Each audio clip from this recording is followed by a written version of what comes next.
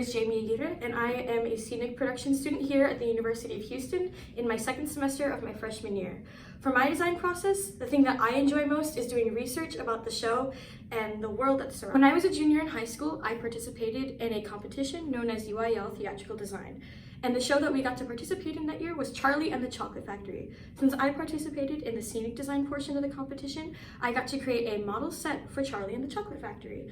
Now, this isn't any ordinary competition. You have to take a show and kind of put your own little special twist on it. So the group that I was a part of that year decided to take the world of Charlie and the Chocolate Factory and place it into the world of Norse mythology. This is because Roald Dahl, the creator of Charlie and the Chocolate Factory, had Norse bedtime stories read to him when he was a child. So we decided to combine these two things to create a more diverse show. So for the houses, Charlie's house specifically, what I decided to do was to take an Icelandic turf house, which, if you're familiar with Lord of the Rings, kind of looks like a tiny little hobbit hole, and based Charlie's family's home around that, since they live in sort of a small, hobbled together kind of shack in the books. So I thought that fit best with the whole idea of a put-together household, something warm and cozy where Charlie and his family could live.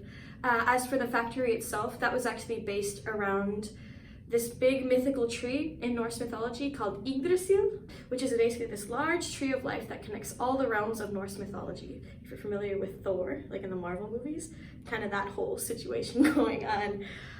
I made an archway out of roots of the Yggdrasil tree to sort of tie in the factory is the tree kind of thing. So although I did have to design every single scene within the show within what's called a storyboard, which is kind of small little detailed images of what you want each set to look like, I chose one scene specifically to build a 1-inch model set out of. Now, a 1-inch scale model set is basically what you want the legitimate finalized set to look like, scaled down real teeny tiny so you can present it to people and show them your ideas. And you can sort of move things around if the director doesn't really like the concept you're working with, or even place characters on different locations to see how everything kind of fits together. So the scene I decided to do was the one with Violet Beauregard gets turned into the big blueberry, I guess you could say. So the concept around that was because it has a lot of machinery, a lot of refinery. It would be placed at one of the lower levels of the factory. So we had platforms looking like icebergs that had little bits and pieces of candy and toy swords sticking out of it. And the main gumball machine that we had at the center of this whole design had Nordic runes that looked carved into the sort of outside of this whole figure. So as you see, like pipelines running along the top that deposit all the food to make this everlasting bubble gum, or was it everlasting gobstopper, I believe was what was in the script.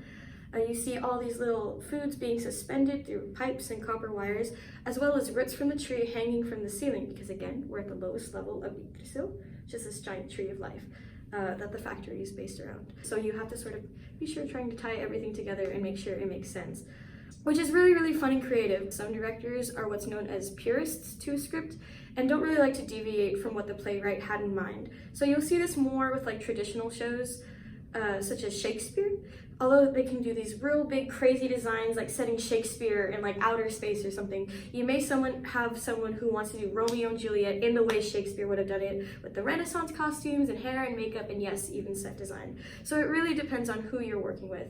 For me personally, I love working with directors who like to think outside of the box and go beyond what the playwright had imagined, because theater in itself is an exploratory art form, I feel.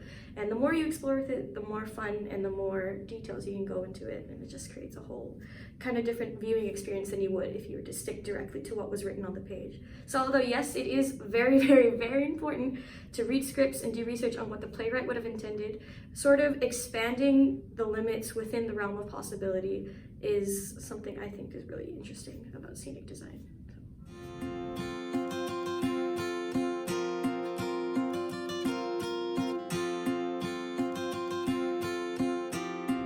My favorite part of set design is being able to design the scale model sets, because I really, really love working with tiny little details and things like that.